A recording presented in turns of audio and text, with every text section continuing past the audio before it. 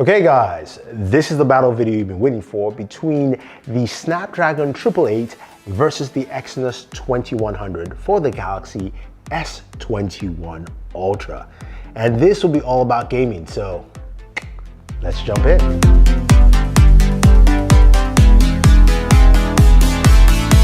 Hey guys, welcome to this video. This is Thunder E again on the channel, and thank you for watching. Don't forget to hit that subscribe button. When you do, notification icon, you will be gifted with videos like this where we talk about gaming. Now, the Galaxy S21 Ultra is officially out. I finally got my hands on the Exynos version, and I asked you guys a simple question. What kind of games would you like me to see, especially graphically intensive games? And you guys spoke, and I added a few more to this list. I took one out, which is Fortnite, because honestly, it's not been updated yet, so I'm taking that out of the picture. But some of you asked for Evil Lands, and that was the new inclusion to my list. But before we get into that gaming section, let's take a look at both devices. The Galaxy S21 Ultra in black is the Snapdragon 888 version, the US version, while the Phantom Silver is the Exynos 2100. They look very similar. There are no differences on the devices except just a slight detail on the back of the device where you do have the Samsung logo on both, but on the Exynos version, you have the IME number written on there and a few other things, which I guess is just what you have to do in Europe. But either way, both devices are the same. They both have, of course, QHD Plus displays, and those displays are 120 Hz variable refresh rate, which is something we can see clearly on both displays, and it is nice to see. Now, in terms of performance, this is where we're going to take a look at some of the benchmarks first before we get into some gaming. So let's start off with our very first set of benchmarks. So the very first benchmark is 3D Mark, which we're going to be running on both devices, with of course the Snapdragon on my left and the Exynos on the right. And when it's all said and done, the scores are very close, but the Exynos has the edge.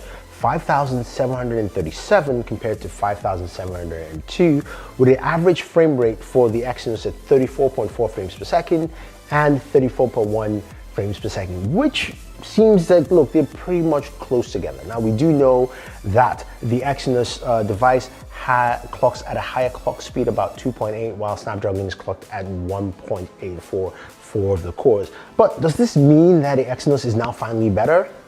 I don't think so, but does it mean the Snapdragon is less? Not really. Again, those numbers are really, really close. Now, let's take a look at our very first game, because of course, benchmarks don't tell you all the story.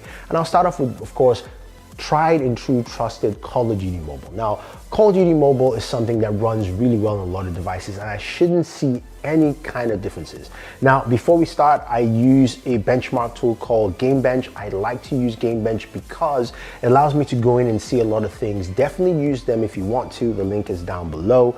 So with GameBench, looking at Call of Duty Mobile on the Snapdragon 888 device, we have an average of 60 frames per second, which is pretty nice, and FPS stability is 99%, while on the Exynos version, it is also the same at 60 frames per second with FPS stability at 99%.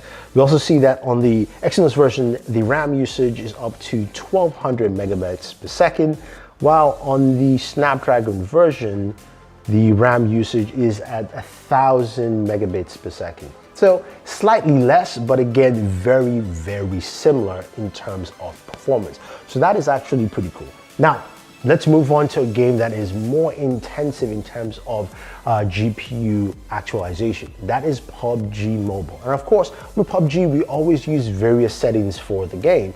Now, one thing I did find, and hopefully it changes, but it gives the Snapdragon version an edge, is that you cannot play PUBG at Ultra HD. That is just not possible right now on the Exynos version. They said an update will be coming, so we'll have to wait and see. So I couldn't test that, but with, of course, the Snapdragon version, it does run PUBG at that, and it runs at 40 frames with 100% FPS stability. So that's something the Snapdragon version can do. Currently, the Exynos version cannot. But we still have to compare them. So Smooth Extreme is the setting we went for. And with Smooth Extreme, the Snapdragon version did a solid 60 frames per second. 99% FPS stability, and the average memory usage is 906 megabits per second. Now, when we move over to the Exynos version, again, 60 FPS, 99% FPS stability, and the RAM usage is 1082. A little higher again on the memory usage on the Exynos version, but it still seems that it can run the game at that setting quite well. So that is definitely good to know. Now, as we continue, the next thing we want to do is run another benchmark test. And this time it is Geek Benchmark 5. So with Geek Benchmark 5, we can see the difference between the clock speeds for both the Snapdragon and the Exynos version, and how does that actually compare when we actually run those benchmarks. So in single core performance, the Snapdragon is at 1126, while the Exynos is at 1112, while the multi-core performance of the Snapdragon is 3,487, and the Exynos is 3,467. So what does that mean? Again, it's really close. So to me, this tells me that Exynos has closed that gap in terms of benchmark performance matrix. And what we've seen so far gameplay-wise, it's also kind of matched that as well. So as far as I'm concerned, they're pretty much close in terms of performance, but you guys have seen those numbers, but I know you guys care about performance in gaming. So how does Genshin Impact actually perform on both devices? Let's jump in and check that out. So we'll start off with the Exynos version this time, and this is where we saw some interesting performance differences. So we set Genshin at its max performance at 60 FPS, everything at high for both. And on the Exynos version, it ran an average of 50 frames per second, 96% FPS stability. The RAM usage was at 2,000 gigabytes. So basically 2 gigs of RAM was used for this, which was quite different. And as we move over to the Snapdragon version, Snapdragon ran Genshin at 60 FPS with 100% FPS stability. So there's a difference there in performance. Not that much, it's 10 FPS if it's something you care about, but again, you know what, we want to run games at 60 FPS, so that actually shows me there's a much more difference. And again, the RAM usage is much lower at 1,577, so 500 megabits of RAM less in usage. So again, performance is more balanced and also better on this Snapdragon version, but the Exynos version is not far off. Now, before we get into Evil Lands, I want to talk about temperatures. This is where I am shocked this year with Samsung. Usually Samsung has some really good thermals on the devices. In the past, I've never passed 104 degrees. With both devices, I got to 109. Now, the Exynos actually ran a little hotter at some points, but the average is around 109 degrees, which I just found really shocking. It got close to like 110, 12 for the Exynos version, while the Snapdragon was like 109, 110. Again, this is something that I don't know what's happening with Samsung here. It just runs too hot for me. Maybe it's because they're just trying to push it as much as possible. But temperatures, beware, because this I found intriguing while playing Evil Lands, which is a suggestion you guys gave, so I want to thank you for that. And when we move to Evil Lands here, we also see some clear, distinct differences again.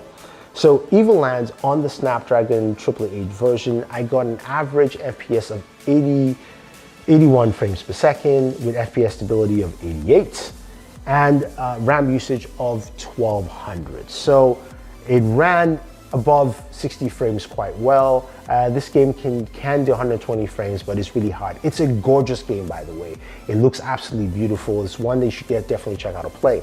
Now on the Exynos version here, we see an 89 FPS average and FPS stability at 96%. So much better FPS stability here. And RAM usage is 1400. So here, this is where the Exynos does a bit better in terms of FPS stability over the Snapdragon, but the FPS range is still the same. It's roughly around 8 FPS difference. Although again, what we've clearly seen across the board is that the RAM usage is the same across the board. Now, I also want to talk about one other benchmark tool which you've probably seen throughout the video, and this is Game Plugin. I want to thank you guys for also mentioning this. This is a built-in plugin for Galaxy devices. You can get in the Galaxy store that shows you the FPS. You can also customize the things you want to do on the side, and you can also have the FPS stated on any side of your screen.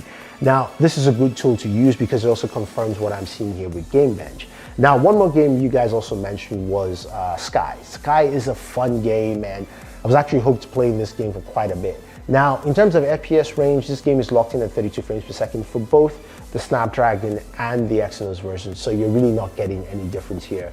But it's a lovely game for you guys to check out. Now, when it comes to emulators, some of you are asking, is there a difference between the Snapdragon version and the Exynos version? We tried two emulators, Redream and of course PS2 emulation. With Redream, it was fine. They both ran at 60 FPS for both the Snapdragon 888 and the Exynos version. And when we played God of War 2 on both the Snapdragon and the Exynos version, they both ran at 60 FPS and the games played pretty well. I did play touchscreen on the on the Snapdragon version. The Exynos, I actually used my Razer Kishi, but with either, they were both 60 FPS. So if you're using emulators on both, you're gonna get some really solid performance. So, what are my final thoughts, right? What is the gaming difference between the Snapdragon version and the Exynos version? Honestly, they're pretty much the same. I mean, there are some differences here and there. We do know PUBG currently doesn't have Ultra HD, but I think that's just an update. And we do know there is a difference in Genshin Impact in about 10 FPS. And also, there's also a slight difference with Exynos version have a slightly higher performance in Evolands. So it means they're roughly around the same with just the margin of difference. So if it was a plus or minus 5, then it's really just close by a 5 FPS difference with the Snapdragon taking the slight edge. So if you are in a region right now that you are looking to pick up a Galaxy S21 Ultra, the Exynos version, I can tell you from the benchmarks I'm seeing here while gaming, you're getting the same performance as we are getting here in the US. I think a lot of people would like to hear that, and that's pretty good. So I think gaming-wise is pretty much close together. In terms of battery life and battery performance, I know a lot of you asked me to do battery drain tests, which is something I don't like to do, and I don't think anybody does it well. I can tell you that battery drain with my most janky battery drain app, which is called generic battery drain, basically came out to them draining at the same time. So it both drained around 3 hours and 30 seconds just using the application there. And it seems like from all I've seen from other people is that they both have the same equivalent battery life. So you should be happy with that kind of performance.